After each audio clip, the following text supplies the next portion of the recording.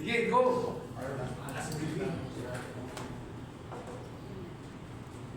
PSC briefing. Ano pala yan? PSC briefing. Ayos ba? Maganda ba? Picture na lang. Actually, papalagyan ko pala ito to 1934. Picture na lang. Take one. Okay. Okay na. Rolling. Okay. Mine muna, sir. Okay. Sige po. Chairman, magandang umaga po. Binubukas to, kamusta po yung mga naging preparations natin at yung mga ginawa natin na rehabilitation para sa mga areas natin dito sa Oh, thank you for joining me today. Talagang that's the objective para mapakita natin lahat ng ginagawa natin dito sa Rizal Memorial Complex since early December. Wala pong umpay ito, walang tigil ito, walang Pasko, walang New Year. Talagang pinag-uusapan natin lahat ng mga kawani ng BSC, DPWH, City of Manila na let's redevelop, transform Rizal as a showcase for your first ever WTA 125 hosting. Alam mo yan po ang kagandahan ng kung nag-host ka ng isang sports tourism event. Yung number one, pinapaganda mo yung complex mo. Number two, pinapaganda mo yung syudad mo.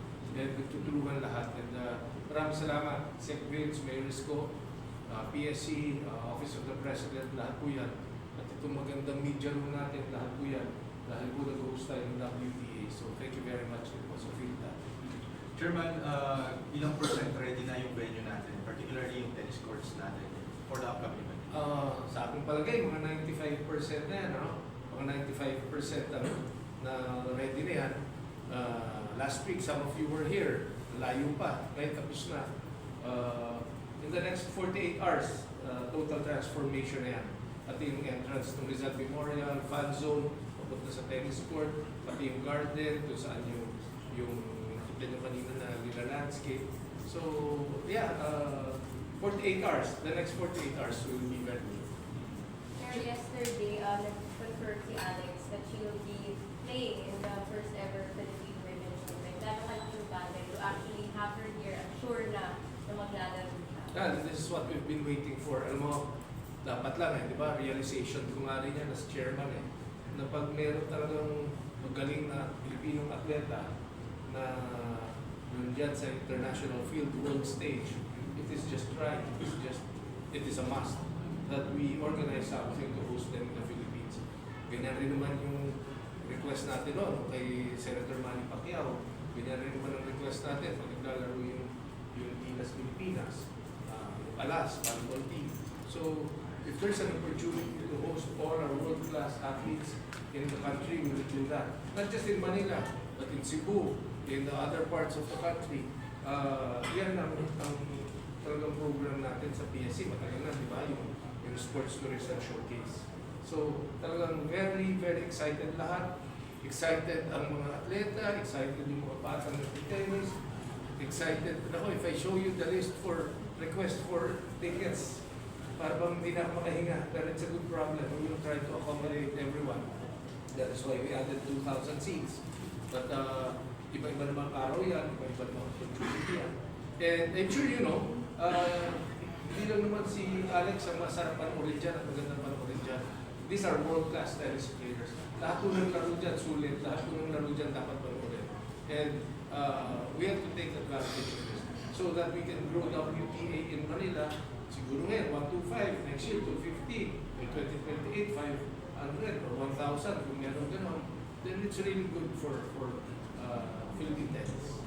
Chair, regarding sa accommodation and accessibility for the WTA 125, kamusta yung accessibility, particularly patong sa mga persons with disabilities na nais manood for this? Oo, mapapansin nyo, yung pinur natin kanina, talagang may mga ramps na yan. Talagang dito lang, paglabas ko ng media room, may ramp. We did not have that before. So lahat yan, kinonsider po natin. Kasi everybody welcome. Now, as far as yung accommodations ng mga atleta, napakalapit po ng mga magagandang hotels dyan sa Mall of Asia. Maraming gusto tumulong, maraming gusto mag-host. So yeah, handa na po yan. Sir, another topic lang, nabanggit nyo kanina yung next up for renovation is baseball stadium and football. Can you give details na what Baseball is ongoing. Matagal na pong inaano yan, nire-renovate. Pero inuna po kasi yung foundation sa ilalim because of yung ano natin, earthquake readiness. No? Pero tapos na po yung foundation niya. So paakyat na po yung baseball stadium. And then kausap po yung mga kaibigan natin sa Philippine Amateur Baseball Association para simulan na nila yung field. Di ba? Tatlong components po yan eh. Yung stadium itself, the fan zone sa uupo, and then the field itself. So, yung field po kasi medyo critical yan because if we renovate the baseball field, can we coordinate with NFDA, can we coordinate with DPWH para baka magkaroon na rin tayo ng parang catch basin for flooding in Manila. So, yan kausap namin ng DP, Secretary, kausap namin MMDA, Chairman Artes, para lahat yan, comprehensive na yung approach natin sa pagpapaganda. At lahat po yan sa suporta at very close coordination with the City of Manila. The Mayor's Club. Chairman, another question. Given yung gravity ng magiging event natin sa WTA, yung venues, yung facilities natin okay na. How about yung magiging daloy ng traffic natin dito? Because we're expecting a busy roads. Yes, handa po yung local organizing committee natin dyan sa security, lighting, parking policy, paano yung daloy ng traffic, from Vico Cruz to Adriatico. Lahat po yan pinaghahandaan natin when we are ready. Kasama po dyan yung relighting ng mga lamppost. Dito lang sa loob lang ng Rizal, there are 150 new solar lamps. Diba? Para lang safe lahat mag-enjoy lahat. Kasi if games start at 2 p.m., alam ko may afternoon session. Yung afternoon session hanggang evening na yan. So we're ready for that. Chair, after po ng mga WTA, ano pa po ba yung mga international na aabangan po? Sa February 5 to 8 is the Asian Tour in golf. So yan po yung gagawin sa Wakwak. Kasama naman po natin dyan, partner naman po natin dyan, ENGA. Huli ko nakausap si Sec. Jen Bones Floro. Mga more or less 90 international golfers na register for this annual event. Magiging annual rin po ito. So, yan po ang ginagawa natin. If you notice, ang ginagawa po kasi natin sa PSC as an enabler, we really parang encourage yung mga national sports associations. Volleyball, football, tennis, golf, basketball, to really put together a hosting program.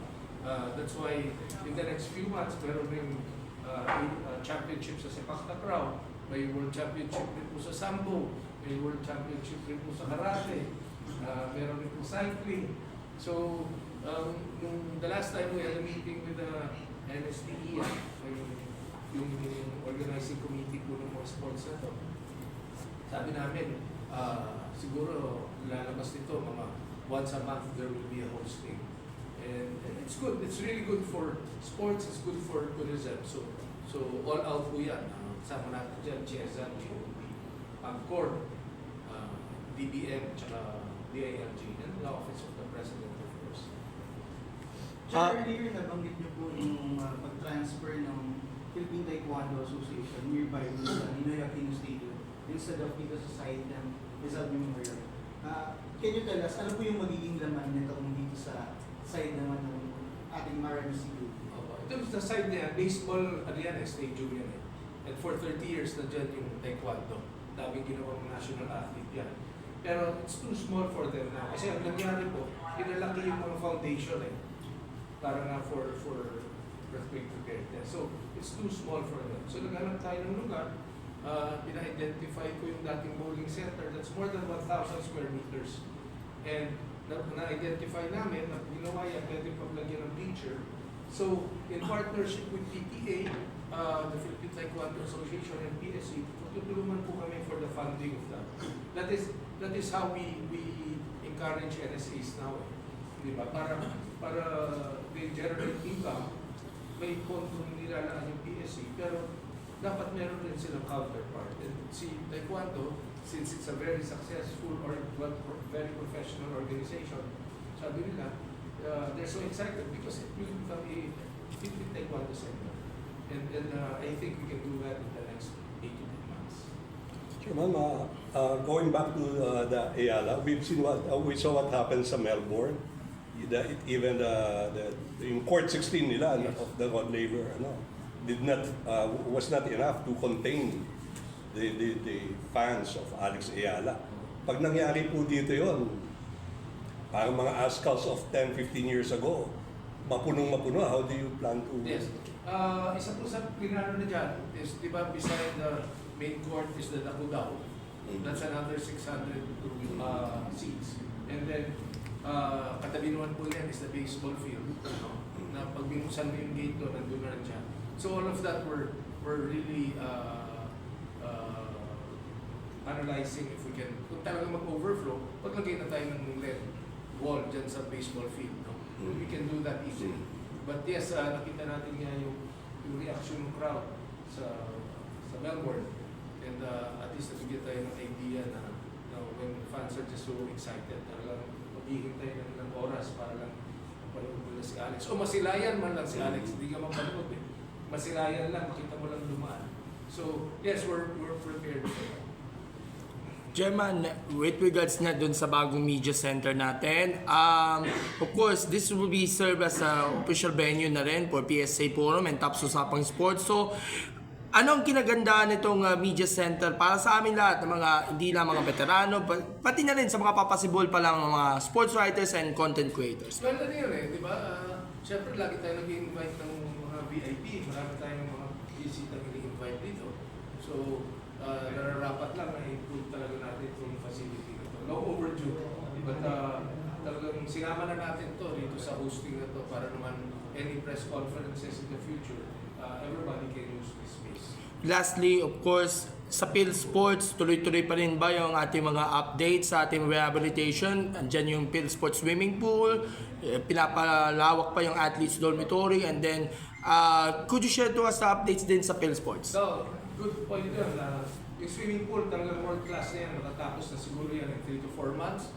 Yung lahat ng dormitories doon, tinatapos na po yan. Lahat po yan sa tulong at sa suporta ni First Lady Liza. Hindi po pera ng PSC yan. Hindi po pondo ng PSC yan. Pondo po ng Office of the President yan. Because gusto nilang i-improve yung lahat ng dorms doon. Yung swimming pool po, talagang world class, binabago na. Kasi before that, malakas na yung tulo sa swimming pool. Every 3 days, halos 1 metro na uubos ng tubig. Kasi ang laki na pala ng leak. So sa water consumption pa lang, napakamahal. Pero ngayon, nandiyan na, tinatapos na. Isusunod po natin dyan yung rehabilitation ng track and field oval. Yung sa Baguio po, track and field, matatapos na po yan by April. And nakatingin na rin ng PFF so that they can develop also Baguio as a football pitch for the regional training center. Chairman, are you at liberty to say how much yung total cost ng lahat ng mga renovation? Ito po sa Rizal. Higit kumulang pa mga 100 million including those. Hindi po siya malaki. Alam niyo naman po, familiar naman kayo sa Rizal before we did all of this, sa lahat ng sira, sa lahat ng dapat gawin. So all of this, 100 million po, including the hosting of the WTA. Sir, regarding dun sa naging na 9% previously na facade for the PSC Plaza dito sa harapan ng ating baseball and football center, anong updates natin? Tuloy po yan. Pag nakapagsara po tayo ng agreement with PFF, kasama po yung renovation ng football field, kasama po din yung football plaza. Yung football plaza po kasi kahit saan kayo magpunta sa buong mundo, when you see an iconic sports complex, kailangan may plaza yung mga tao para naman bumuelo kung saan kayo magpapa-Instagram. Dito po sa atin, yung Rizal natin, ang katabi highway kagad. So hindi ka pwede mag-IG, sige saan ka. So kailangan iusog na po natin ito, i-resent na natin ito sa City of Manila, kausap na natin yung mga si mayor, kausap na natin yung mga planners niya. Alam mo po, simple things. Behind this Rizal, behind that is a big creek. Kaya lagi nagbabaha dito because there's a big creek. Pati po yan, pinag-aaralan na po ng DPWH, kausap na po namin ang City of Manila, kausap na po namin si Barangay Captain. Kasi if we can improve that area, then it becomes a walkway going to the Ninoy Aquino and going to the Manila Zoo. it's a complex na you will feel safe when you walk in the evening. Kasi pati yung mga trash, yung mga estero, lilinisin ko yan. As I speak, DPWH is now finishing the design for that. Chair, on another note, maganda yung naging start ng ating ASEAN para-athletes sa ASEAN Paragames ongoing. Several gold medals na yesterday. Today, may dalawa na rin tayo again from the swimming. How do you see itong magiging champion over? Well, last time 6th place tayo and I think 23 goals. Ngayon may 10 na yata tayo, hindi ako nagkakamali, 10 na. Wala pa yung chess. And sabi sa akin, ang chess easily 10 to 13 gold medals yan. So, you know, we supported all out our para Olympians and yung mga athletes natin. All out yan. Kung anong support na binibigay natin sa national athletes natin, we consider them as our national athletes too. So, kung ano yung mga extra allowance na binibigay natin sa pagpunta sa SEA Games, yun rin po ang binibigay natin sa mga para athletes natin. So, sana magtuloy-tuloy at mag-break nila yung record nila last time. Chairman, yung boxing, tsaka sepak takraw, tuloy.